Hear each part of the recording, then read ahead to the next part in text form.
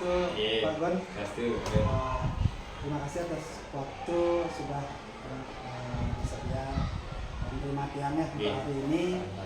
Di sini Tiang mau melakukan wawancara karena Tiang di sini kan ikut CGP yang angkatan 9 Pak Gon ya. Jadi Tiang di sini sudah masuk di alur merdeka di modul 31.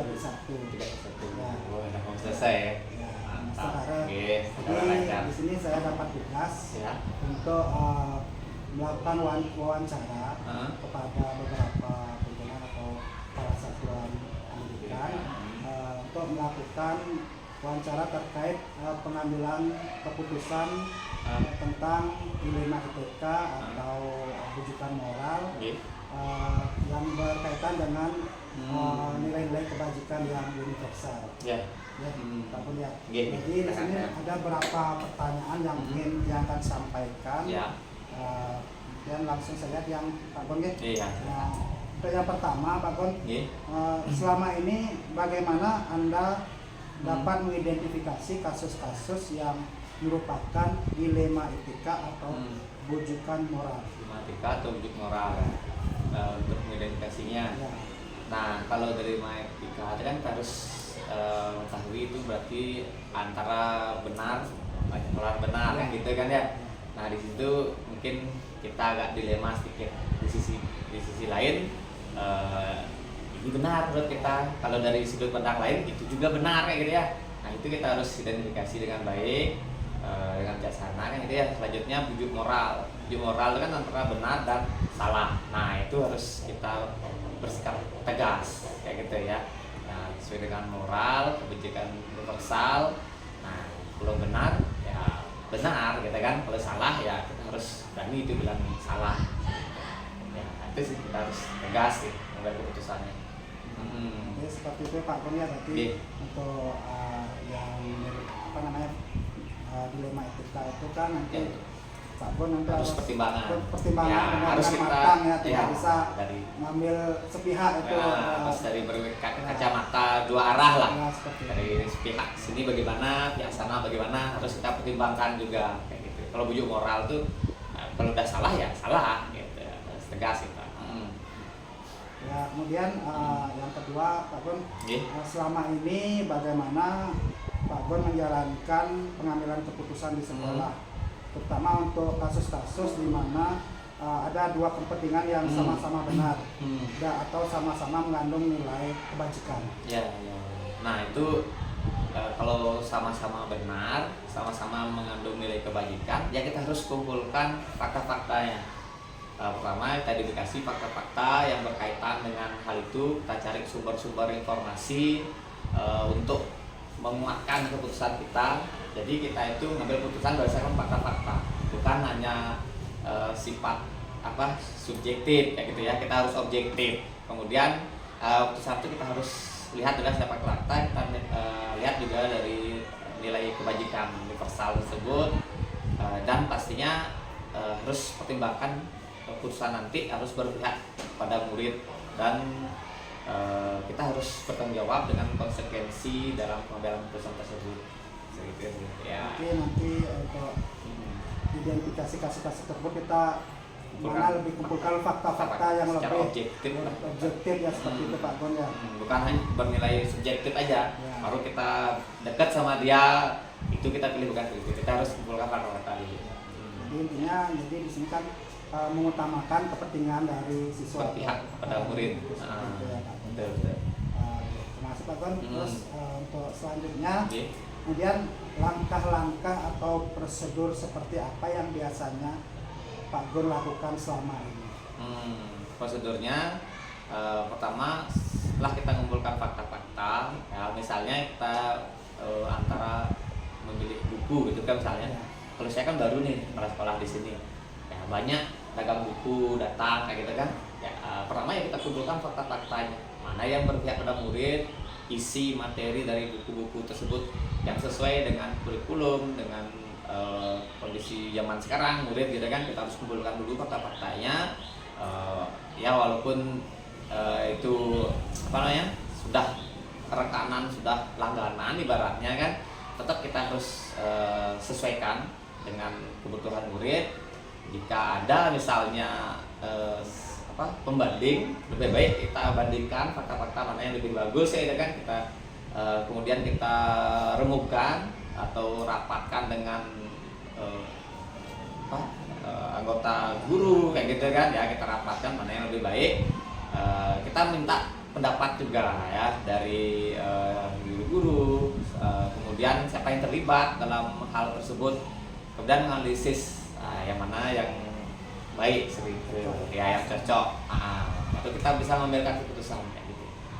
Jadi kita nanti langkah-langkahnya yang penting kan analisis dulu ya. Kalau dalam seperti contoh Pak Gun itu kan dalam saat pembelian buku seperti Pak Gun ya, tapi analisis apakah bukunya itu layak sesuai dengan lingkungan kondisi anak-anak, kondisi sekolah seperti itu ya Pak Gun ya. Jadi ya. Kemudian selanjutnya Pak Gun, hal-hal apa saja yang selama ini Anda anggap efektif dalam mengambil keputusan pada kasus-kasus dilema etika? Yang efektif ya seperti tadi, kita harus telaah dulu mana dilema etika itu dari pihak yang ini bagaimana ya, kita kan misalnya dari pihak buku gitu misalkan, ataukah ada orang tua murid minta biar sekolah di sini gitu misalkan, kita harus dari pihak sekolah bagaimana, dari pihaknya mereka juga bagaimana pendapatnya. Jadi dari berbagai pihak kita harus rasakan bagaimana kondisi efektifnya. Kita harus berpikir secara menyeluruh dari pihak A, pihak B, mana baik mana buruknya kayak gitu ya. Kemudian konsekuensinya kalau kita ngambil putusan A bagaimana, B bagaimana kayak gitu kan. Kemudian putusan tersebut diambil berdasarkan tanggung jawab serta berdasarkan nilai-nilai kebajikan. Intinya berpihak pada murid kayak gitu kan. Ya walaupun misalnya dalam ada murid baru misalnya kan, jika itu memang bukan, kalau dari peraturan kan memang harus zonasi kayak gitu kan misalnya. Ternyata jika ada sekolah kita masih lowong kelasnya mungkin dengan maksimal atas 28, ternyata ada kosong, walaupun yang datang ini di luar zonasi ya kita pertimbangkan juga. Jadi dari semua pihak harus kita pertimbangkan ya, yang penting itu berpihak pada murid ya, yang penting murid dapat belajar dengan baik, intinya berpihak pada murid sih putusan tersebut. Jadi nanti intinya yang efektif itu mungkin sebelum kita ambil keputusan pasti selalu ada pertimbangan. Diskusi mungkin dengan rekan-rekan atau guru ya, ya itu tidak bisa mungkin sendiri, harus berbagai macam pertimbangan. Ya Pak Gun, terus selanjutnya yang kelima, hal-hal apa saja yang selama ini merupakan tantangan dalam pengambilan keputusan pada kasus-kasus dilema etika? Tantangannya kira-kira tantangannya kita namanya sama orang ya, sama manusia kan ada gak enaknya gitu ya, namanya kita ini tantangannya itu sih sama teman, apalagi senior banyak di sini kan, apalagi saya orang baru di sini. Jadi tantangannya seperti itu, menghadapi senior itu menjadi tantangan. Dan kala senior tersebut memberikan intervensi. Nah, itu sih tantangannya dalam mengambil keputusan tersebut.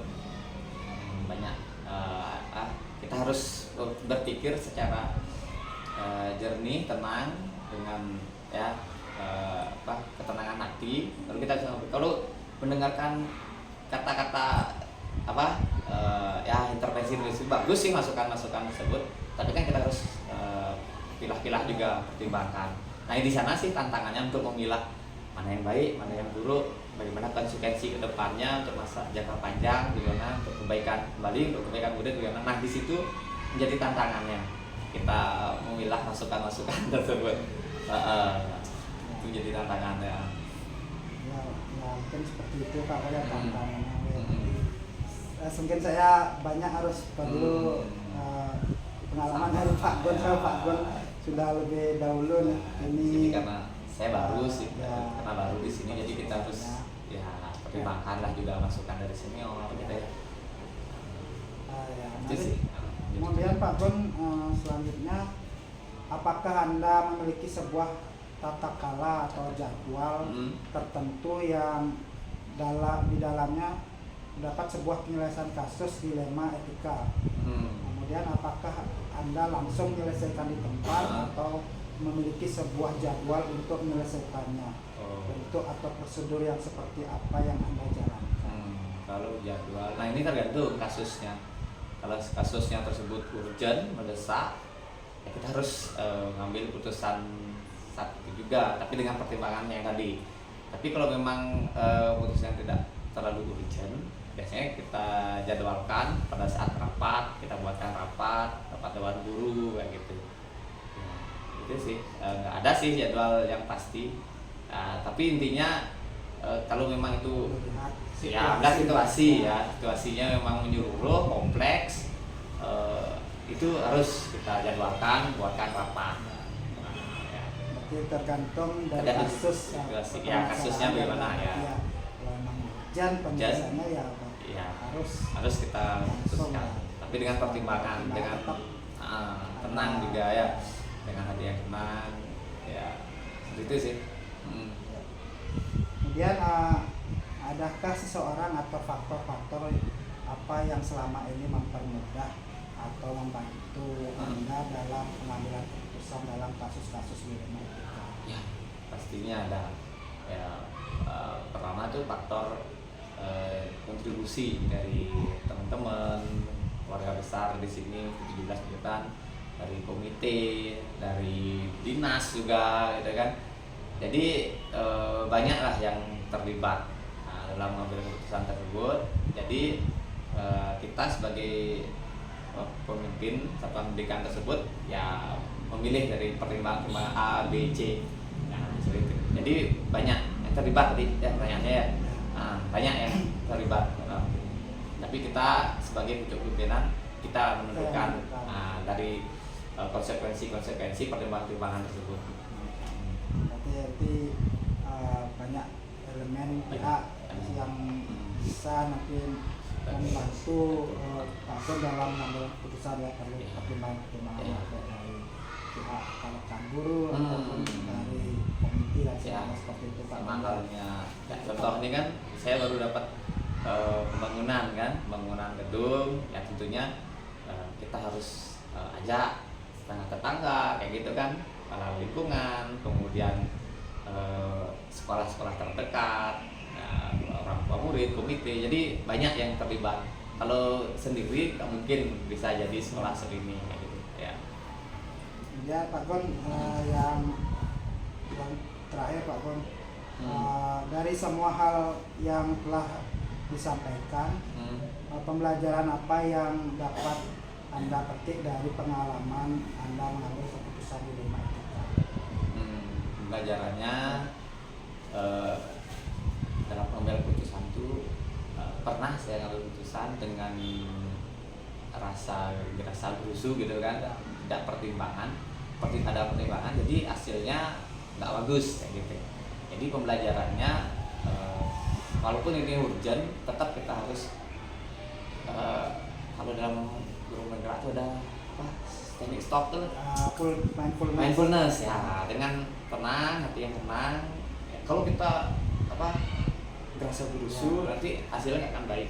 Itu sih pembelajarannya. Kita harus tenang, berpikir sejenak, kayak gitu. Nah, udah tenang, kita ambil keputusan dengan berbagai macam pertimbangan.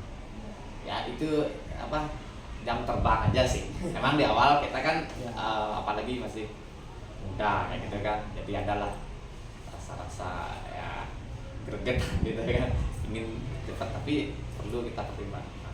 Itu sih pembelajarannya dengan mindfulness gitu ya. Mindfulness.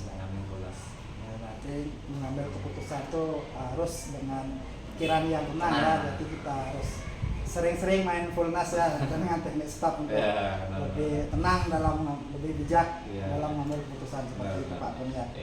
Baik Pak Gon, sesama terima kasih. Ya, terima kasih atas sudah menjaga waktu hari ini. Untuk menyelesaikan tugas-tugas yang sama-sama. Jadi banyak pengalaman yang saya dapatkan dari Pak sering-sering, Gun, ya. sering-sering seperti ini mungkin saya bisa nanti terapkan di sekolah tiang. Ya, Apa yang Pak Gun pengalaman nanti mohon juga saling berbagi. Oke. Nanti juga pulang Sudah. dapat Jadi, apa namanya ya tugas tambahan tugas, ya, ya. sebagai pimpinan. Selamat ya. Ya. Oke. Ya, Sama-sama. ya. Ya, sama-sama. Oke, terima kasih.